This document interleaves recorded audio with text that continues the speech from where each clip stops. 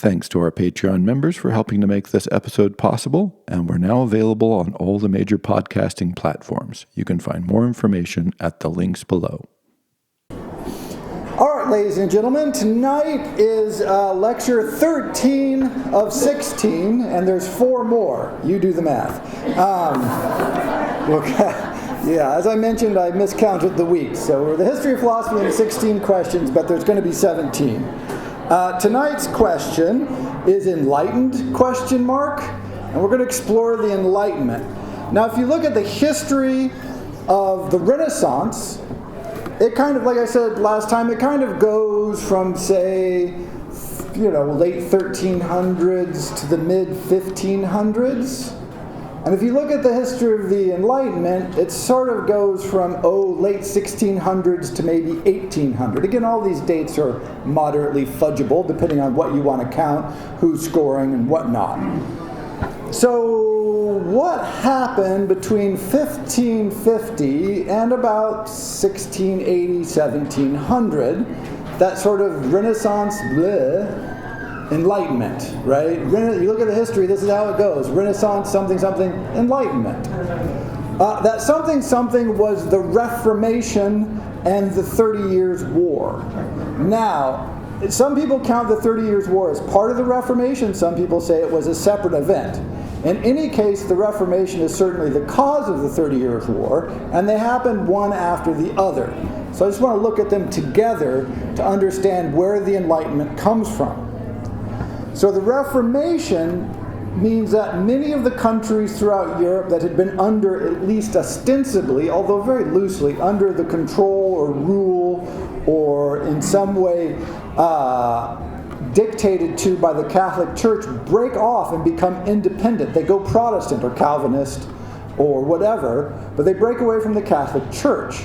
And this really and totally and completely upsets the power structure. I mentioned this before, but the Catholic Church, if you wanted to get married, you went to the Catholic Church. If you wanted to register your child when they were born, you went to the Catholic Church. If you wanted to move cities, you went to the Catholic Church. If you wanted to do anything, virtually at all, everything involved going through some sort of church agency, office, or rule, or code, or talk to your priest. Of course, heaven and hell, also very important, Catholic Church. So when you removed the Catholic Church, it wasn't like people just said, we're not going to go to church anymore. What happened was people start saying, well, then how do we get married? How do we decide what to do in church? Who tells us what we're supposed to read, how to pray? Who tells us where we can live? Who tells us what happens to the monasteries? How do we use land? All these things were just integrated into the society, were ripped out. And so this was very disruptive of people's communal existence, particularly in the cities.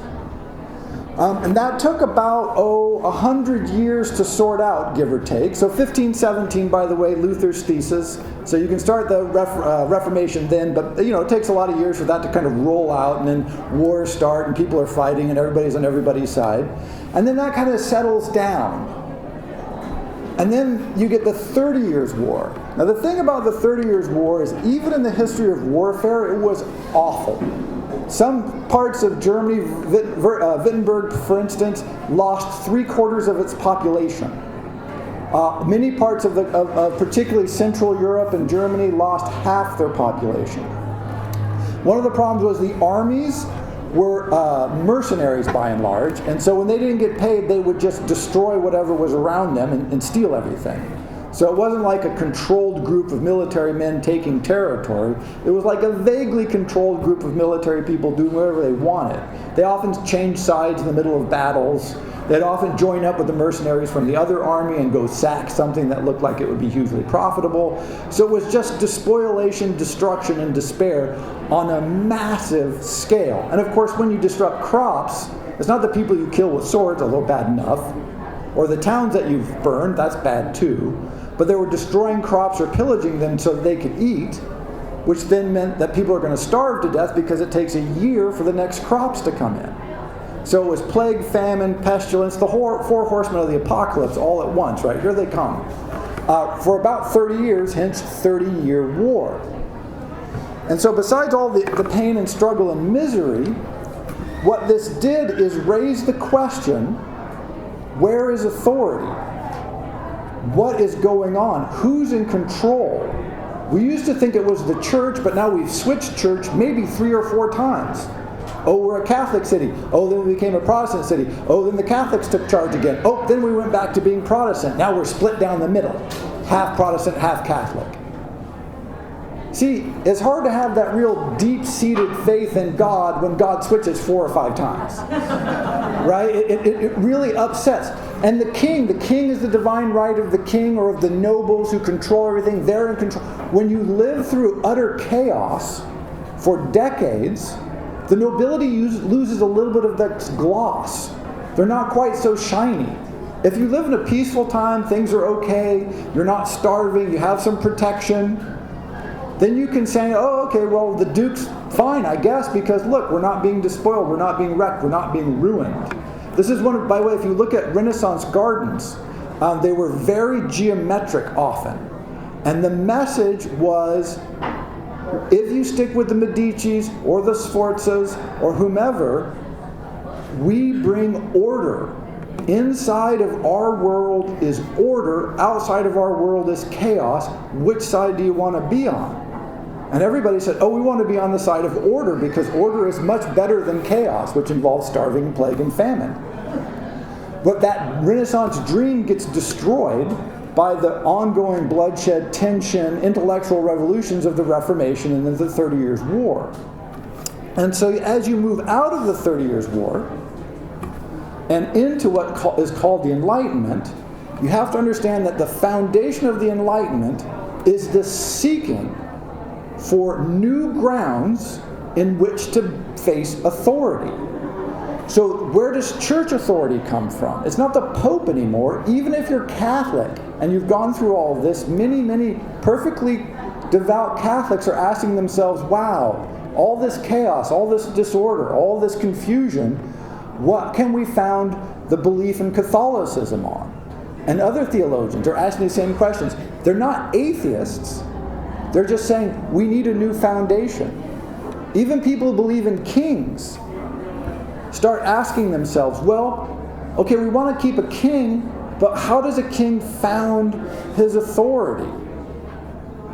And then people who are looking for knowledge of general kinds. It used to be knowledge came from 2 sources, the Bible and the classics. And so people start asking themselves, well, where else can we ground knowledge? Now, the answers to these questions vary dramatically. This is what's confusing about the Enlightenment. Different thinkers in the Enlightenment gave different answers to these questions. But the important thing to remember is just asking the questions is totally radical. And it's what did not happen in China. It's what did not happen during the Islamic Golden Age. It's what didn't happen in pretty much the rest of the world. Not that the answers, although some of them become hugely important as we'll see, but the questioning and what all the Enlightenment thinkers agreed on was you had to have the freedom to ask those questions.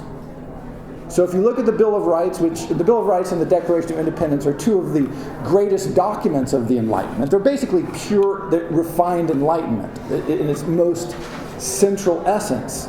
But what's our freedom of speech, freedom of press, freedom of assembly. What these freedoms, by the way, these freedoms as conceptualized by most Enlightenment thinkers did not include the rabble. This was not about the average person in the street having these rights. They did not care about those people. These people tended to be incredibly elitist. Even when they were being democratic, they were incredibly elitist Democrats. What they meant is people like us, the good people, the smart people, the educated people. We should have the right to think what we want, to say what we want, and to assemble with other people to talk about these things. That is, in its essence, as we'll see, this is the core. The need to question because of the chaos, and then the pressing for the right to ask those questions. And they all centered on this question of how do you ground certainty, knowledge, belief in a world that had been overwhelmed by chaos. And so again, the answers are incredibly variegated. So here's some quotes here that we can go through, but notice this is what they're all doing at their core. First one is Rousseau from the incredibly famous Social Contract. The concept of the social contract is one of the most important political concepts ever developed. Rousseau is the man here. Other thinkers at the time, but sort of he came up with the term, more or less.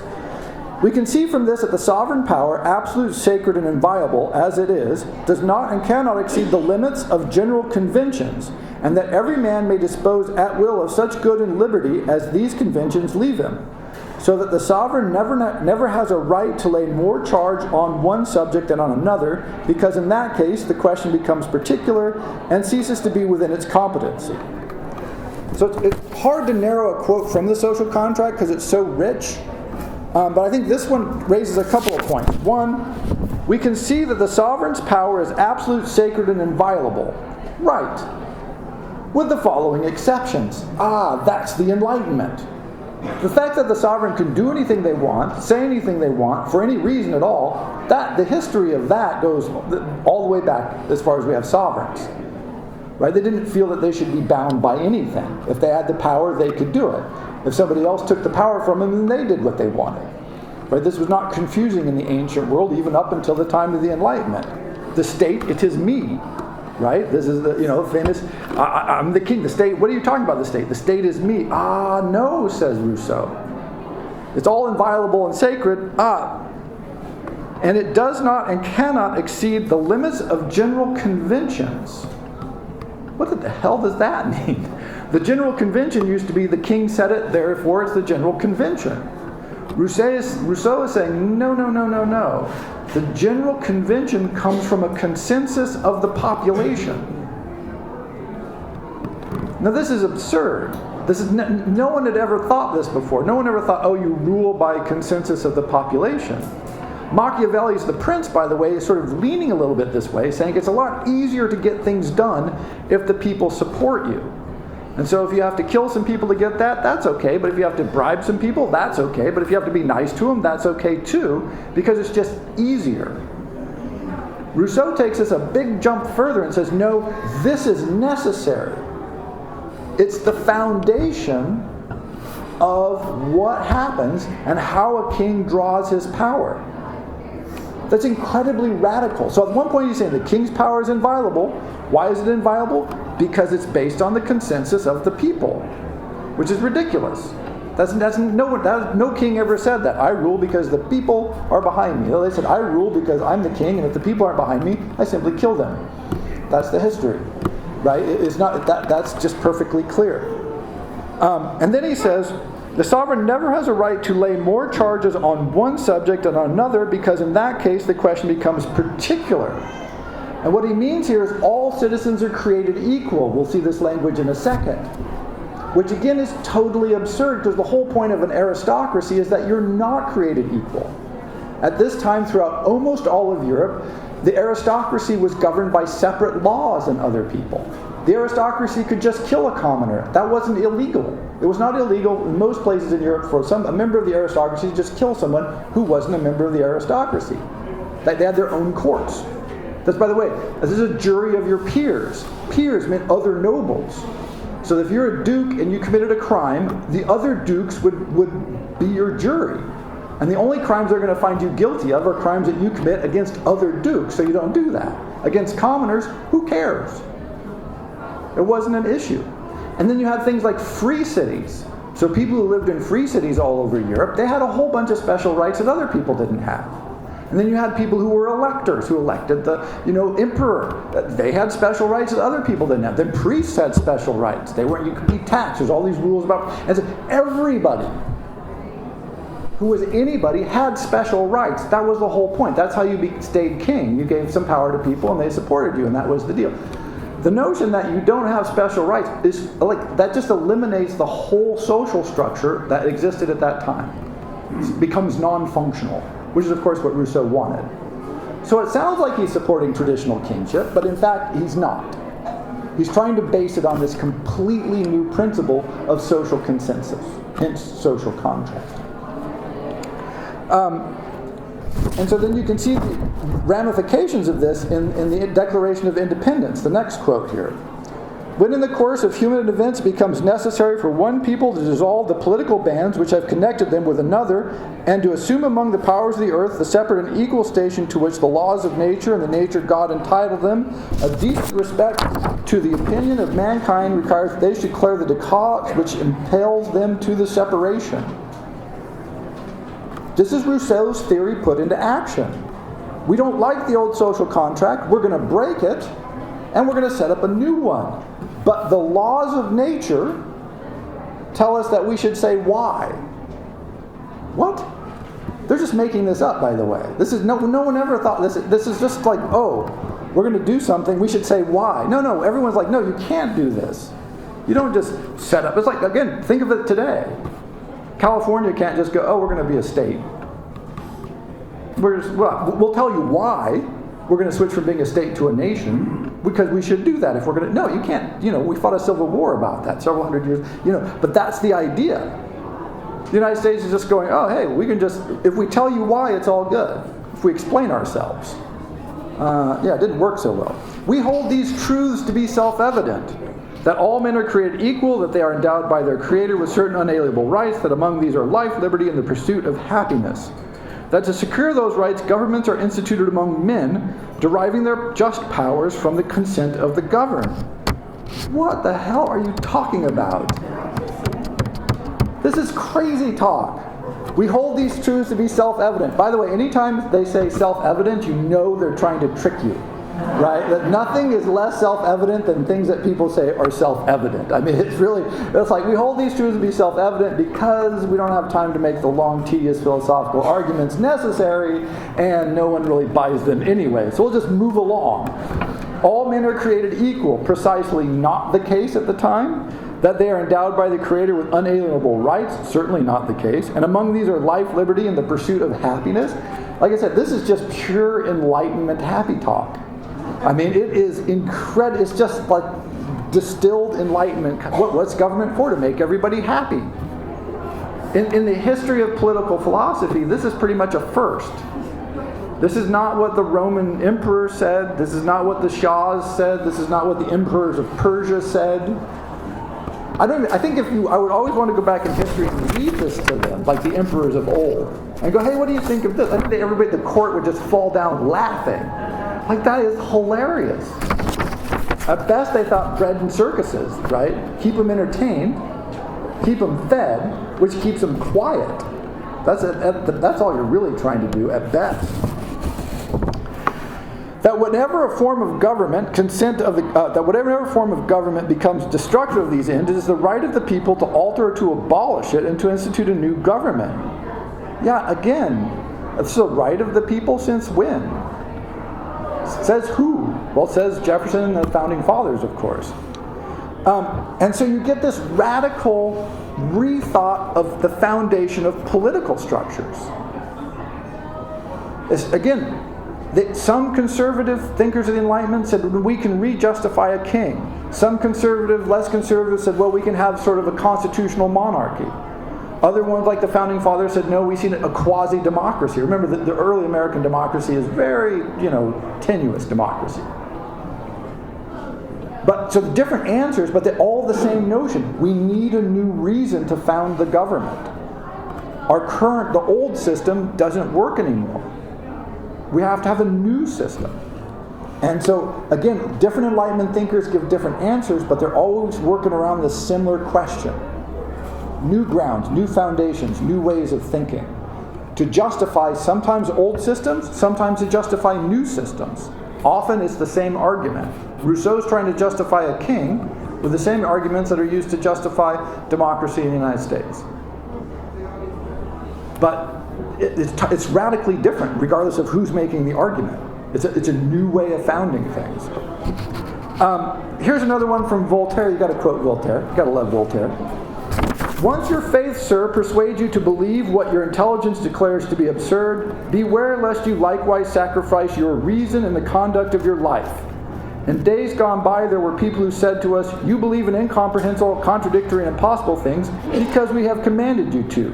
Now then, commit unjust acts because we likewise order you to do so." Nothing could be more convincing. Certainly, anyone who has the power to make you believe absurdity has the power to make you commit injustices. If you do not use the intelligence with which God endowed your mind to resist believing impossibilities, you will not be able to command use of the sins of injustice which God planted in your heart to resist a command to do evil. Once a single faculty of your soul has been tyrannized, all the other faculties will submit to the same fate. This has been cause of all the religious crimes that have flooded the earth. Voltaire on Questions of Miracle. So what is religious faith founded on? Your intelligence. Again, this is a newish argument that your intelligence, you shouldn't believe in miracles because they're absurd. You can think about it for a second. You go, walking on water seems unlikely. Raising the dead, probably not. Right? Why do you believe this crazy stuff? By the way, Thomas Jefferson produced a Bible that he cut out all the metaphysical, all the miracles, all the metaphysical stuff. And it's very much shorter, by the way, but it's a very different flavor of document. So again, it's not. There are definitely atheists rolling around in the Enlightenment. It's probably the first time you really begin to see true atheists, at least in any sizable numbers. But most Enlightenment thinkers are not atheists. They just are trying to come up with a new foundation for the belief in God. And so it's believers of a new kind arguing with believers of an old kind. And they just completely disagree on what the principle of your belief should be. Should it be blind faith without reason, accepting the dogma of authority? Voltaire says, no, that is absurd. You're abandoning that which makes you human. Don't do it. Because once you give up that, well, now you're just become a tool for tyranny. So he both gets rid of faith and miracles. He also gets rid of the religious authority. Because now who judges the efficacy of religious teachings? You do. Your intelligence does. So that's a huge shift of the balance of power. The Catholic Church used to be able to condemn you to hell if you did anything they didn't like. Now you can say, no, I don't agree with that, so I think I'll just go with what I believe in, and that's good enough. Again, that's a titanic shift. It doesn't mean you don't believe anymore. It just means the grounds of belief are completely different. So many of the Enlightenment thinkers, people will say, oh, well, they're anti-religion. That's not true in any way. There are some Enlightenment thinkers who are anti-religion. Many, many, many more simply want a new ground on which to found religious belief. Very different thing. But again, they're both arguing from the same notion of we need new foundations. So people constantly accuse Voltaire of being an atheist. It seems that he was more along the lines of what was probably called a deist, which is sort of they believed God made the world and went on vacation. Right? There's a God out there someplace, but he doesn't bother about us and we shouldn't bother about him, and then we'll just go on about our business. But that's very different from saying there is no God, which again, that's sort of a newish position. So political faith is being rewritten. Religious faith is being rewritten.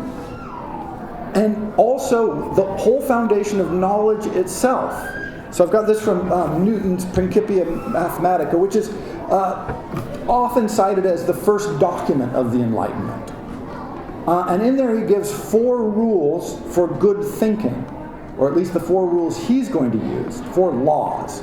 And they change slightly from volume to volume. I think the first edition had 3 rules, and there were like 5, and there were like 4. But I think the third and more official edition had 4 rules. Anyway, here's 4, and I think these 4 are the third edition of versions. So you might see different versions of these, because he did slightly vary them. But the core idea is the same.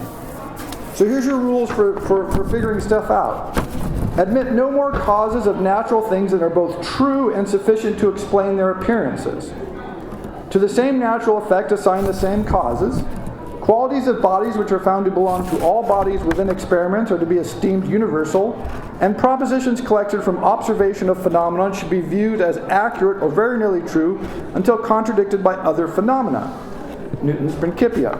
Now, that all sounds very vague, but let's go through these. Admit no more causes of natural things than are both true and sufficient.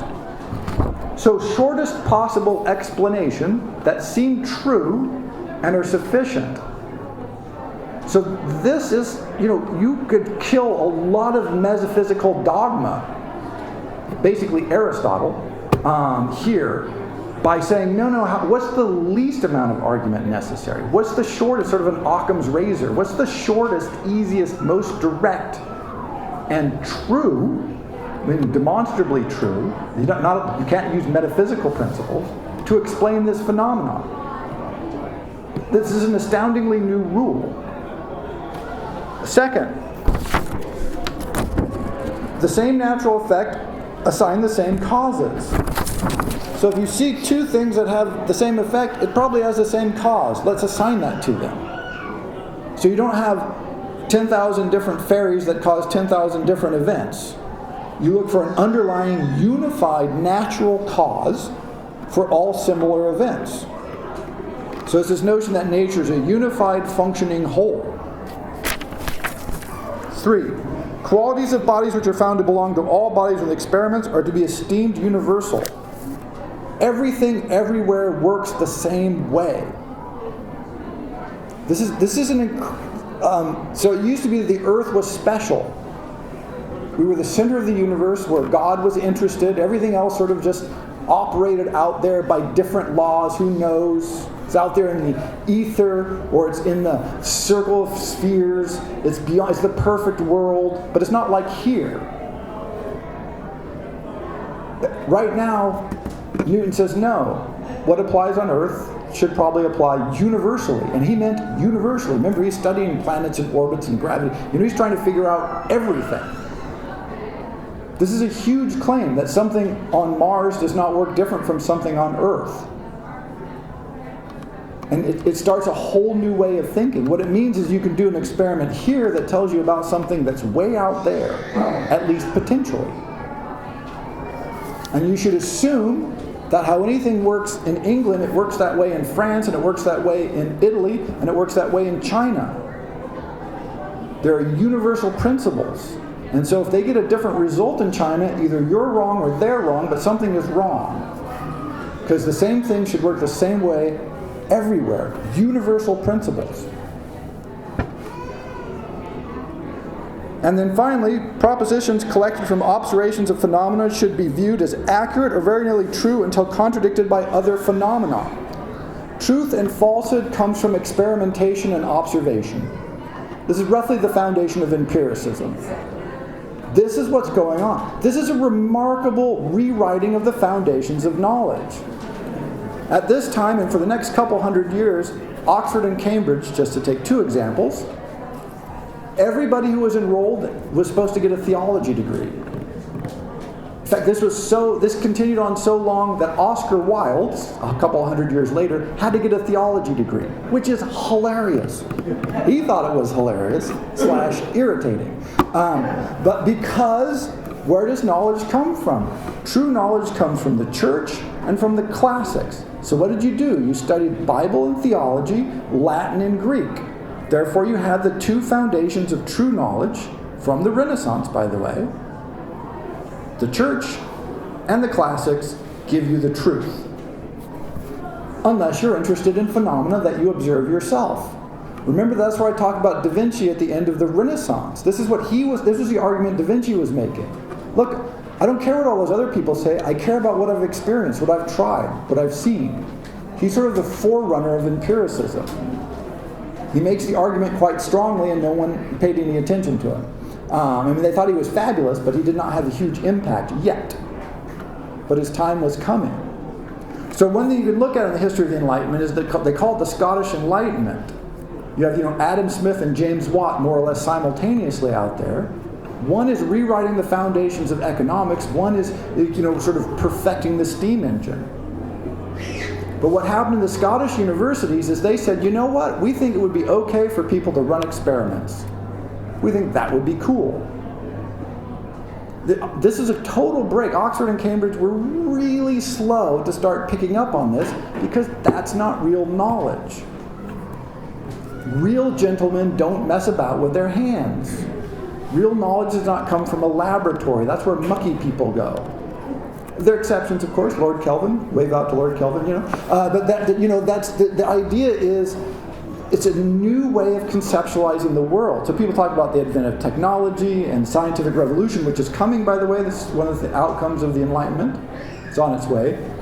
But it's not just that, oh, hey, people are doing experiments, that's cool, and we get some new technology, although very nice, steam engine, very handy.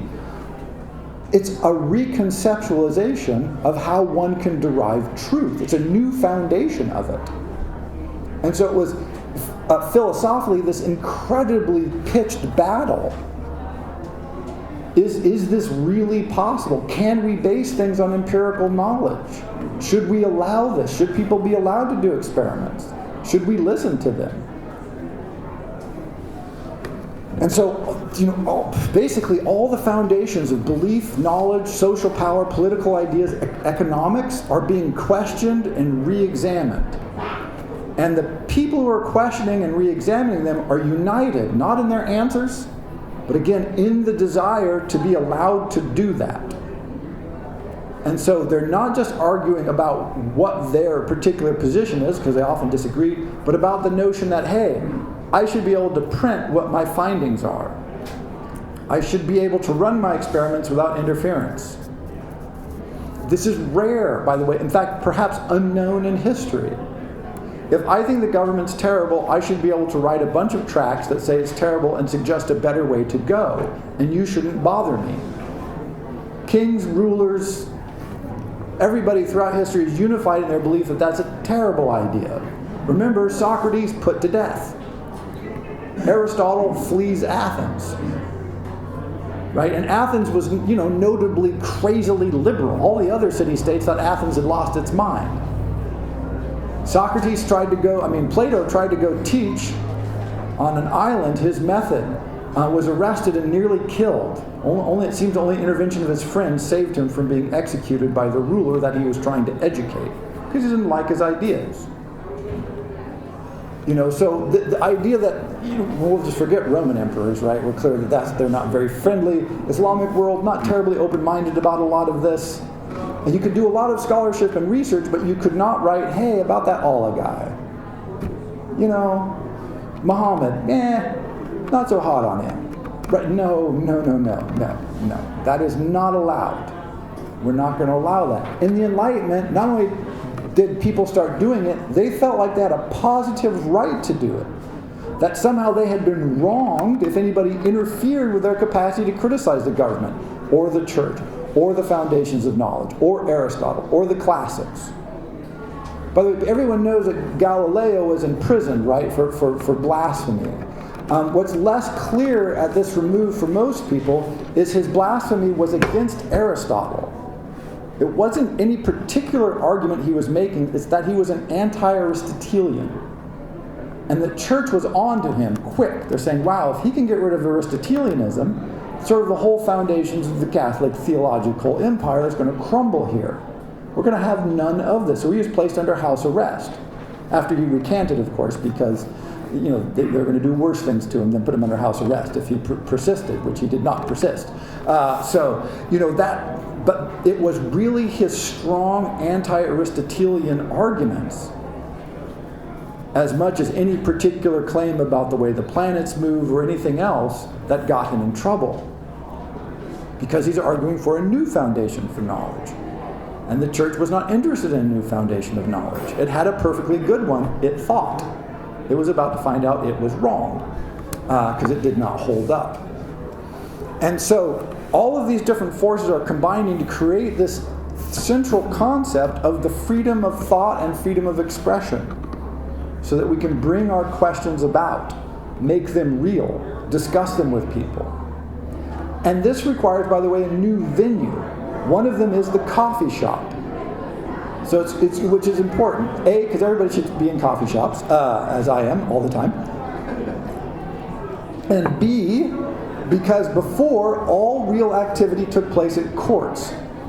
Large courts, small courts, So if you look again, Islamic Golden Age, Al-Kindi, Al-Biruni, Averroes, they're all working in these court-sponsored, very controlled environments, which means the thinkers are in line with the governments. With the advent of the coffee shop and the rise of the middle class, all of a sudden you have this place that's culturally available for people to meet and discuss that is not under the eye of the court. This made the courts very dubious about coffee shops, by the way. They were on again, sometimes closed, often censored. Spies would go in and find out what they were talking about. But groups of thinkers began to form outside of the official sponsorship of the court, which is, again, newish in world history. Not entirely new, but pretty new. And so they're carrying forward arguments and discussing amongst themselves ideas that you could never voice in the court.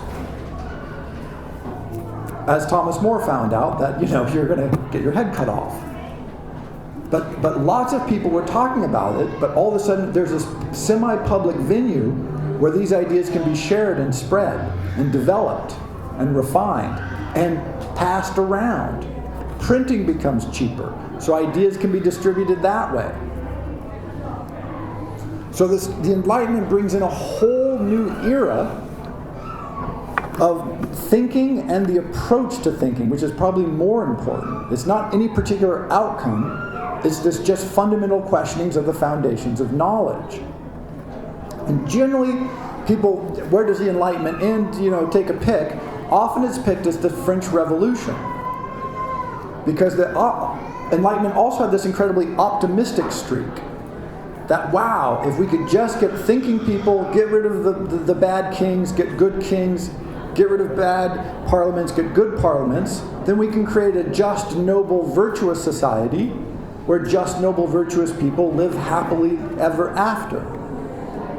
And then they had the French Revolution, which initially is great to read the responses of the thinkers to the French Revolution, by the way, because most of them in the origin of the French Revolution are like, yes, oppressive bastard monarch. By the way, by historical standards, not that bad of a monarch. But, oppressive bastard monarch. We got rid of them. Now, great. Peace, love, and the goodwill of man will flow. Well, yeah. Then you had the guillotine, and you had Napoleon. He was a lot of fun. It didn't work out quite like they were hoping. So it put a big pall over the sort of optimism at the core of the Enlightenment. It didn't stop the ideas. It just made them become more complicated and subtle and vexed. Final note on this, by the way, is often people say, we need to return to Enlightenment values, particularly values of things like reason. And it's important to know that the Enlightenment thinkers were pro-man's capacity to reason, but that had been run into the ground by the scholastics. The scholastics were absolute masters of using logic and reason. What the Enlightenment thinkers tended to do, Hume, etc., was say, look, man has the capacity to reason, but we have to put it in the context of the limits of man and the limits of reason. So it has both an embrace of reason and a critique in reason. So Adam Smith, when he talks about, or John Locke, when they talk about politics and economics, they try to say, hey, let's look at how people really are. Now, whether they're right or wrong, it doesn't matter. It's just like, let's not have ideal people behaving in ideal ways with ideal outcomes. Let's try and really look, what are the limits of man? How do they actually behave? What are their true motivations? Just asking those questions is new. And one of the first things you see is that people who do not behave reasonably all the time. You may have noticed this. Occasionally, some of the other people, not us of course, but some of the other people that populate the planet behave in unreasonable ways. But this is this teeny tiny flaw. If you've ever heard of the Chicago School of Economics, its central claim is that man is an economic animal seeking to maximize personal gain. There's absolutely no evidence that people behave this way. In fact, people behave so stupidly with money, it's as if we're trying to maximize our loss of gain. And in any case, we're totally and completely erratic, individually and in groups. We're just nuts about money, as so many other things. That's a rationalist argument. This is precisely what the Enlightenment thinkers, many of them, were trying to argue against. They're like, oh, come on. Sometimes I spend too much money on wine and get drunk. Is that rational? No. Is it fun? Yes. Right? This is perfectly clear. I mean, Diderot made essentially that argument. He talked about getting this velvet gown that he liked to wear in his office, and he had these furniture. He knew it was all a waste. He knew it was all a bad idea, and he knew he loved it, and he knew he was going to do it anyway. It's like a self-critique. It's beautiful. So that notion of reason, yes, but the limits of reason. That is not just this embrace of, oh, reasoning man is going to save us. They were clear this was not going to happen. They did not believe in it. So this is why, if you look at something like the way our government was designed, checks and balances, Montesquieu, by the way, he's the originator here, borrowing from Cicero. The idea of like, well, yeah, you don't want to trust the people too much because they're just crazy. They do, one day they want to do this, the next day they want to do that. The example they use is in Athens. They sent this mission out to invade this island, and they voted on it, and the next day they woke up and thought, oh, that was a terrible idea, so they sent a boat out to try and race and catch the fleet before it invaded the island. It's like, they're like, yeah, that's the problem with letting everybody vote all the time, is on Wednesday they vote one way, and Tuesday they vote the next way. You know, they're very fickle.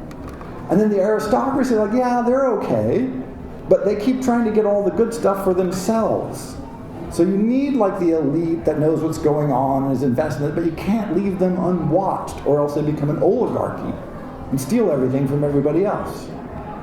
And of course you want a strong figure that rules, that can make decisions and get shit done, but you don't want a tyrant. And it turns out that when you give one person too much power, they always try to go tyrant on you. And so, understanding these limits of humanity was core to the Enlightenment. Now, they disagreed about all of that, but many of them, I think pretty much all of them that wrote about this, were clear that, look, we're flawed beings, and so we need imperfect systems that sort of balance out in a realistic way the limitations and capacities of humanity, writ large and writ small. So it wasn't like, oh, let's go to reason. It was more like, hey, let's be reasonable. Right? Not that it's going to be perfectly logical, but it'll be pretty good. No one thought that the government that was being set up in the United States was this flawless model. Most commentators thought it was totally unworkable, but everybody else who sort of was in favor of it was like, yeah, that's sort of the best you could kludge together under the circumstances. Let's see if it lasts for a year or 10. But they felt that way about a lot of things. They were not looking for perfection. They were looking for sort of humane compromises of various kinds. And so as you think about the Enlightenment, and we are children of the Enlightenment, by the way. If nothing else, we are not children of the Renaissance, I would argue. We are definitely children of the Enlightenment. The whole notion that people say, well, on what basis do you make the decision? That is an Enlightenment question. If you've ever asked yourself that, you're asking yourself a question that comes from the Enlightenment. It was rare for people, practically unknown, prior to this. Again, Socrates put to death for trying to encourage people to ask these kinds of questions. If you thought, oh, well, that person disagrees with me, but that's okay, we can hash this out. Wow. This is an Enlightenment idea, that people who disagree with each other can sort of be okay with that and hash out their differences in an amicable manner, because again, many of the Enlightenment thinkers did not agree about all kinds of things. But they agreed on the notion that you should be able to argue about what you disagreed about, which again is totally new. Basically, in the ancient courts, you did not walk in and go, you know what, king, ruler, shah, pharaoh, I think this is a terrible idea. I mean, it's okay if you want to do it anyway, but you're just as dumb as a post. No, see, you didn't do this, because then you got fired at best, exiled or killed, as it were, down the other. You're like, okay, everyone, we're going to go along. We'll just go along to get along. That's fine. Whatever the ruler says, be subtle, negotiate behind the scenes, but really direct confrontation. Hey, let's talk about this and debate it and find out the best answer. Yeah, no. Let's just do what I said, or I'll kill you. Right? That notion is really an Enlightenment notion. And two outcomes that we live with today. One, the scientific revolution, which we're coming to. Without an enlightenment, you can't have a scientific revolution for reasons we'll talk about next time. Two, this is the distinctive feature. So people ask, okay, it's the Needham question, it's what happened to the Islamic Golden Age. How is it that Europe, which if you look technologically every other way, in about 150, 200 years is going to control whatever, half the globe, with a tiny population and really not very much of a technological advance. A lot of it, as we'll see, rolls out of this. It wasn't the technology, the guns and the ships and steam engines that were crucial, although helpful. It was the capacity to apply systems of government, systems of understanding, systems of cooperation, new economic models, all this conceptual advance. That's what other groups and other cultures did not make at this time. They had not integrated this. The only reason the Enlightenment was able to do it was because the power structures had so damaged themselves over 100 years of vicious, unbelievably, just unbelievably crushing warfare. And not in a small way. I mean, there's more. So one example I was trying to think of is the American Revolutionary War wasn't much of a revolution because we got rid of the rulers that ruled in England and replaced them with the elites that were in America. See, that's a change, but it's not like the people who were being ruled in America took over. They didn't.